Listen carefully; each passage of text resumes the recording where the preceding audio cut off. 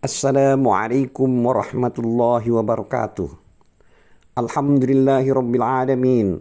Wassalatu wassalamu ala asrafil mursalin Sayyidina Muhammad wa ala alihi wa sahbihi ajma'in.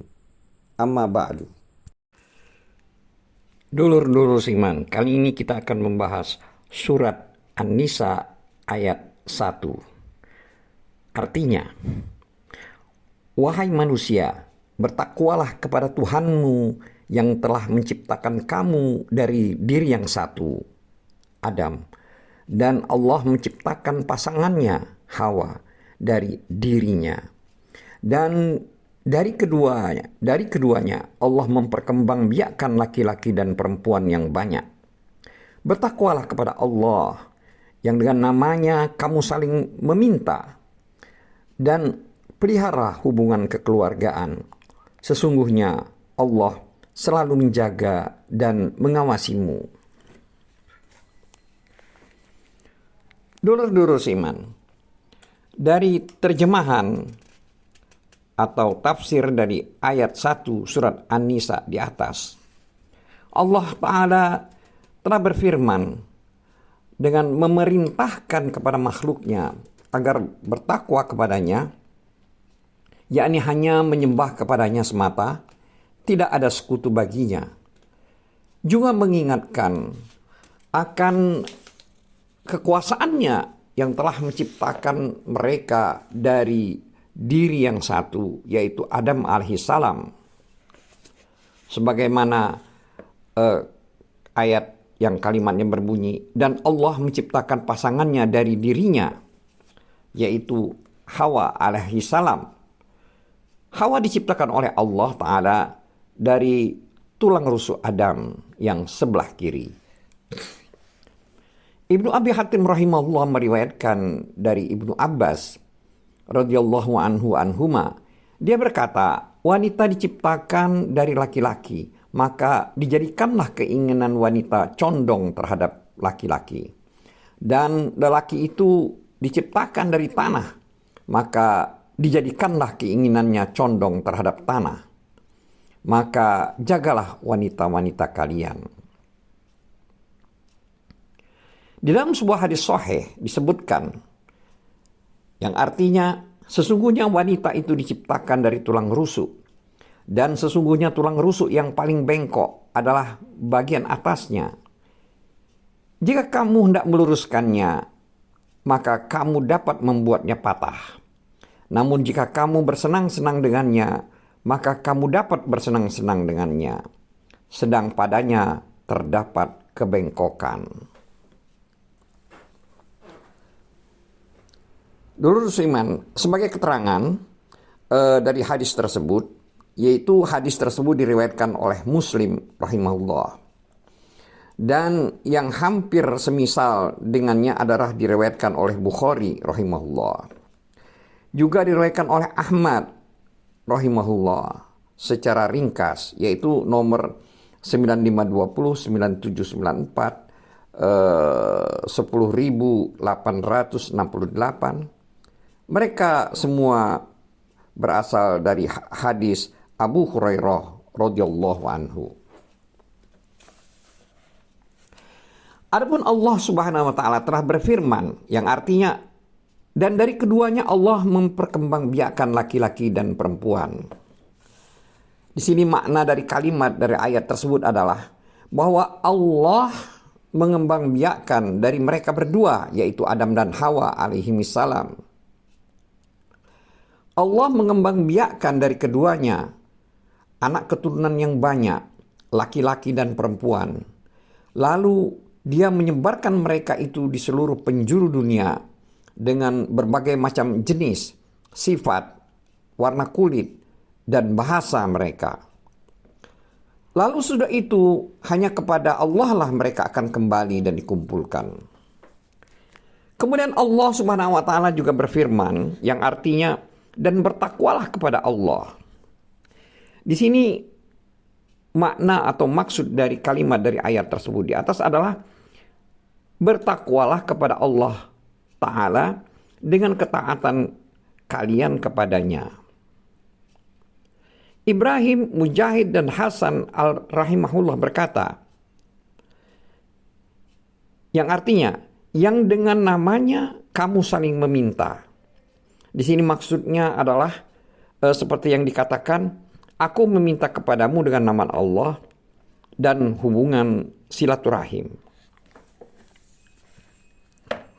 Ad-Dahr rahimahullah berkata, maksud dari bertakwalah kalian kepada Allah Ta'ala dan yang dengan namanya kalian saling berjanji dan saling berikrar. Dan bertakwalah kalian kepada Allah Ta'ala dalam silaturahim dan janganlah kalian memutuskannya, akan tetapi baguskan dan sambunglah.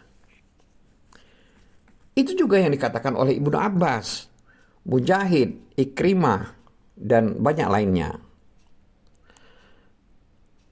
Sedangkan sebagian ulama membaca wal arham itu dengan jar karena diaktafkan dengan domir yang terdapat pada kalimat bihi. Itu maksudnya adalah kalian itu saling meminta satu sama lain dengan menyebut nama Allah Ta'ala dan dengan hubungan silaturahim sebagaimana yang dikatakan oleh Mujahid rahimahullah dan yang lainnya. Sedangkan firman Allah Ta'ala yang berarti sesungguhnya Allah selalu menjaga dan mengawasi kalian, maksud dari kalimat dari ayat tersebut di atas adalah Allah Ta'ala mengawasi seluruh amal, perbuatan, dan keadaan kalian. Sebagaimana Allah Ta'ala berfirman, yang artinya, dan Allah maha menyaksikan segala sesuatu. Yaitu dalam surat Al-Buruj ayat 9. Di dalam sebuah hadis sahih disebutkan yang artinya, beribadahlah kamu kepada Allah seakan-akan kamu melihatnya. Jika kamu tidak melihatnya, maka sesungguhnya Dia melihat kamu. Sebagai keterangan,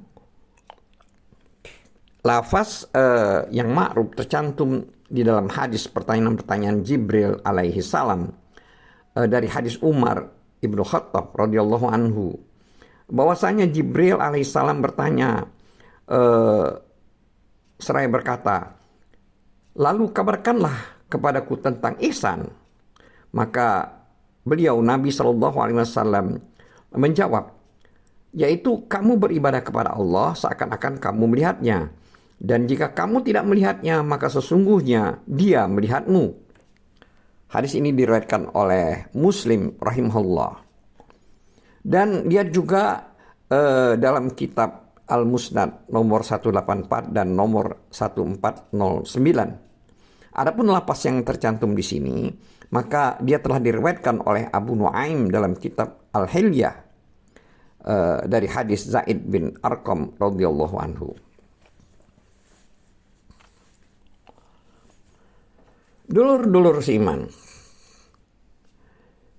di dalam sebuah hadis, yaitu tadi yang telah kita sebutkan, yaitu beribadahlah kamu kepada Allah seakan-akan kamu melihatnya, dan jika kamu tidak melihatnya maka sesungguhnya Dia melihatmu.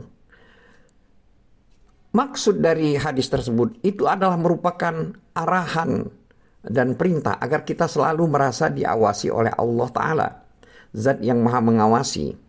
Oleh sebab itu Allah Ta'ala menyebutkan bahwa asal mula penciptaan adalah dari seorang ayah dan seorang ibu, agar sebagian mereka mengasihi sebagian yang lain dan menyayangi orang-orang yang lemah di antara mereka.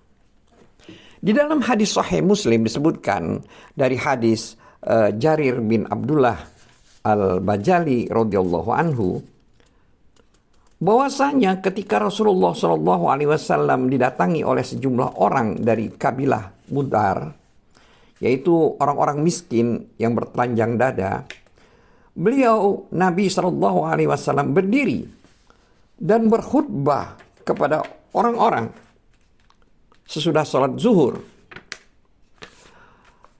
Beliau bersabda di dalam khutbahnya tersebut, seraya membaca ayat An-Nisa ayat 1 ini, yaitu yang artinya, hai sekalian manusia, bertakwalah kepada Tuhan kalian yang telah menciptakan kalian dari diri yang satu, yaitu Adam.